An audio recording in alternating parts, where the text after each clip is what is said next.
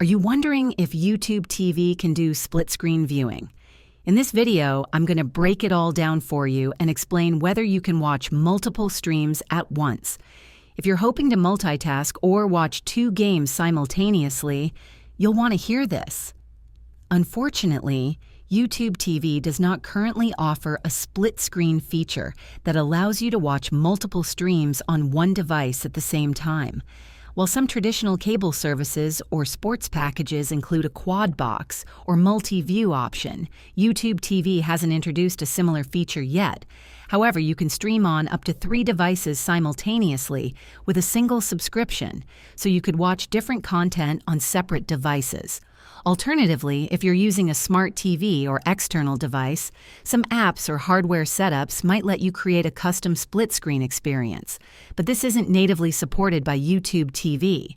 If this video helped you understand the limitations of split-screen on YouTube TV, please give it a thumbs up and subscribe to the channel for more helpful tutorials.